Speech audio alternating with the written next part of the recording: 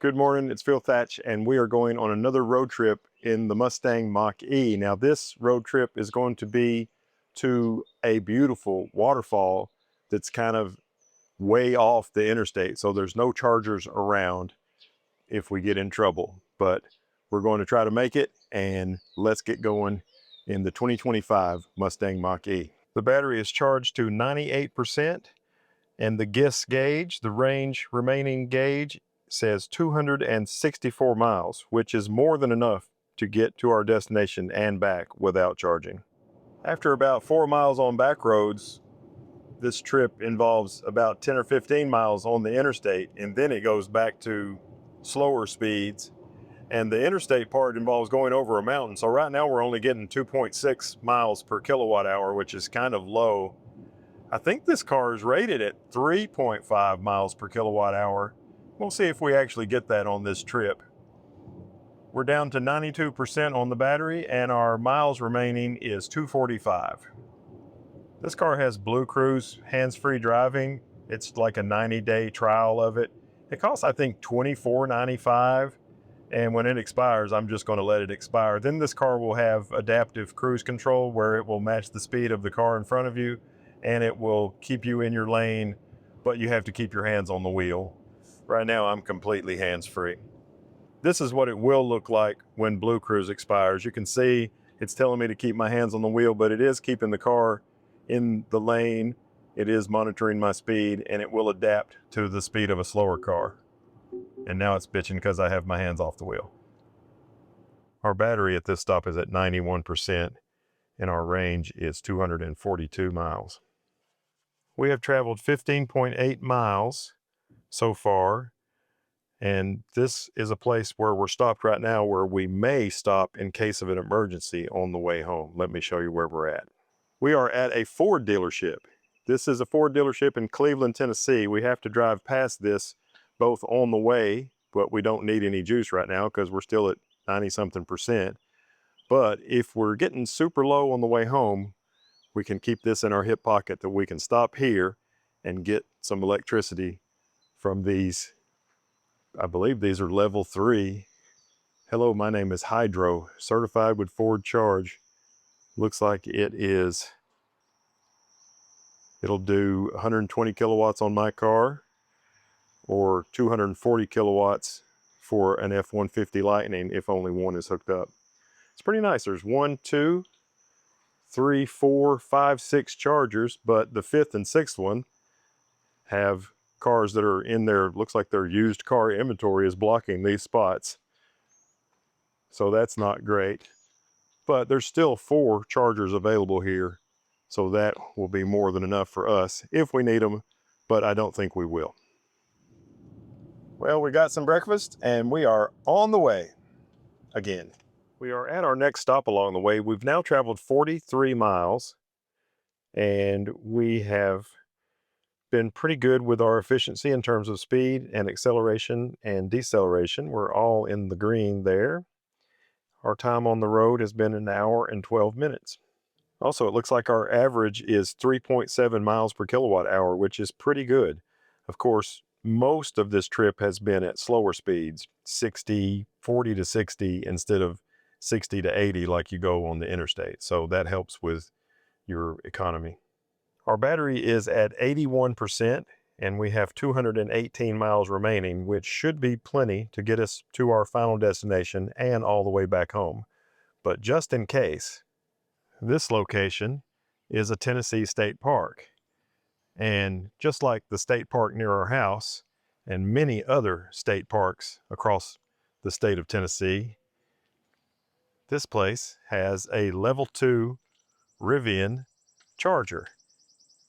And its price is free. So on the way back home, if I feel like we're running a little low, we could stop by here and get just a little bit of free juice for the Mustang Mach E. We are back on the road after a potty stop there at the Hiwassee-Ocoee Rivers State Park where we saw those Rivian chargers. We are 32 miles from the waterfall. The battery is at 80%. We have 214 miles remaining, And after we go the 32 miles to get to the waterfall, we have about 75 miles to get home. So I really think we are going to be able to make it on this trip, but it's just kind of an experiment because I go to a lot of waterfalls that are about this distance, and I've just am experimenting with how well the car will do on trips like this so I can see whether or not I can make this sort of a journey. We've now traveled 65.7 miles on this trip. We're getting great economy, 3.7 miles per kilowatt hour. We have 74% of the battery remaining. The Gitsometer says 199 miles remaining, and we are about 12 miles or maybe 11 miles from our destination. And we're stopped at a gas station. This is the Skyway Mart on the Cherahela Skyway. This would be a great place to put a couple of level 3 EV chargers. Maybe one right here, and then another pair of level 3 EV chargers on the other side of the Cherahela Skyway, which is about a 50-mile long curvy mountain road. But if they put some EV charging infrastructure on both sides, then people could really come out here and enjoy this in their EV. So we are on the Cherahela Skyway, and in just a minute we're going to get to what I call the River Road. Navigation wants us to go all the way to Turkey Creek Road in 3.8 miles, but we are going to take the River Road, which is right here, and head towards the beautiful Bald River Falls. And this road goes right along the side of the Tellico River, which you may or may not be able to see over there to the right. But Bald River Falls dumps right into the Tellico River. So we'll be seeing the end of Bald River where it falls into this beautiful river. And we have 6.7 miles to go and 14 minutes to get there. The battery has 72% left and 194 miles remaining. We're still averaging 3.7 miles per kilowatt, which is good efficiency on this trip. It's a very winding, barely 2-lane mountain road to get here, but they have just paved it. It has beautiful fresh asphalt on it. So the bridge was damaged. That's right in front of the waterfall. It was damaged during some flooding, and it's been closed for, I think, over 2 years. And it just reopened about 3 weeks ago, and they've widened it and put an observation platform, and here it is. We are arriving at the bridge, and Bald River Falls is going to be over to the right. Here it is. I think Bald River Falls is 90 feet tall.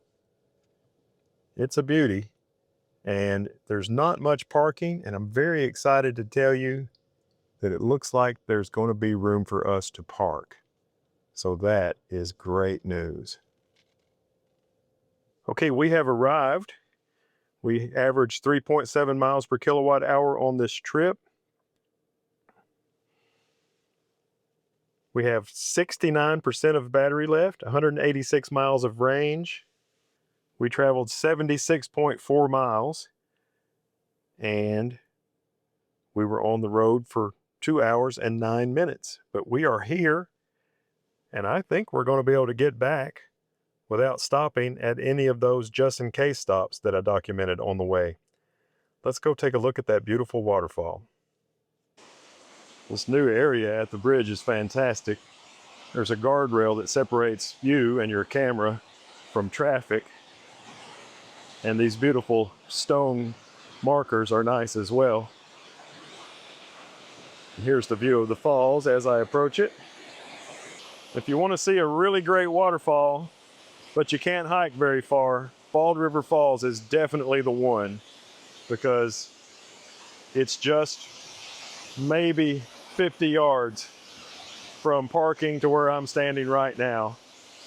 And as I get closer to parking, I'm getting closer also to the main overlook here. All this is brand new. Used to be, you'd have to stand in the traffic until they redid this bridge. And now it looks like this. And it is really, really something. Definitely worth a trip. And Tellico's a nice little town to hang around in too. There's a couple of restaurants there. What it needs is EV charging. Here's a look at the photograph that I made there of the waterfall. Of course, this is not my photography channel. If you watch the video I make about this trip over on the photography channel, I'll tell you all about how I made this photograph. But on this channel, I'll just say, here's the picture I made. And now it's time to make our trip back home. All right, we have 69% battery, 186 miles of guesstimated range, and it's about 75 miles to get home. We are about 2 miles from the turnoff to go to that state park with the free charging, but our battery is at 59% and our guesstimated range is 160 miles, and we are 46 miles from home, so we will not be making that stop, but it was good to know it was there just in case somehow we got terrible economy, which by the way, our economy is up to 3.9 miles per kilowatt hour, which is excellent. So we're doing well, and we're not stopping for electricity at the free state park charger. We're about a mile or so from where I would turn off to go to that Ford dealership where we stopped this morning to look at the chargers. And we are still at, red light, we're still at 50% charge. And our guesstimator says 136 miles till the battery's depleted, but we've only got 19 miles to get home, so we will not be stopping at the Ford dealership. It looks like we can take a 150-mile road trip on slow roads. Our efficiency is 3.9 kilowatts per hour, but the only parts of this trip where we've been going fast, where we've been on the interstate, is about 10 or 15 miles going out, and we've still got about 10 or so miles of interstate on the way back home. So we'll see if that 3.9 stays or if it drops when we do the interstate. But next time I talk to you, we should be in the driveway. We are home. We have traveled 149.7 miles. We've been on the road for 3 hours and 57 minutes. We've had great efficiency, 3.9 miles per kilowatt hour. The battery has 44% remaining with a remaining distance of 120 miles. So the car is actually rated for 260 miles, and we have 120 miles left, and we went 149.7. Let's round that up to 150. So that's 270 if you take how far we went and how far we have left. And the car is only rated for 260. Of course, our efficiency was great at 3.9. I think it's rated for about 3.5 or just over 3.5 miles per kilowatt hour. But because we were traveling mostly on highways where the speed limit is somewhere between 40 and 55 instead of on the interstate where the speed limit is 70, that's why our efficiency was better. The car does better on roads where you go slower.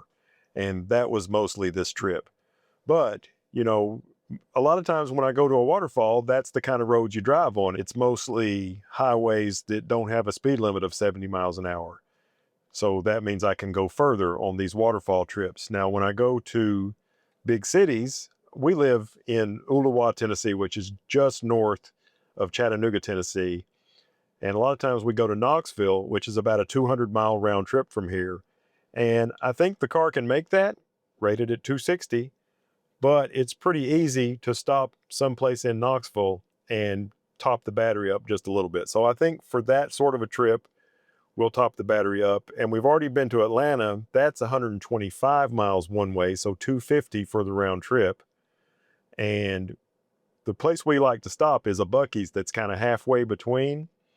And we've learned that we probably should stop at the Buc-ee's both on the way down and on the way back, because we're going to go to the bathroom and get a snack anyway. So doing that an Atlanta trip is no problem. So all in all, I think this car is very road trippable.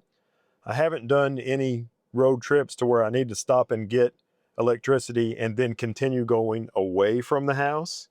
That is something, I mean, I have stopped and got electricity and continued going away from the house to Atlanta, but I haven't gone a long way. Like one day we may take this car to Florida and we'll have to really study where the charging stations are, whether or not they're known to have reliability problems.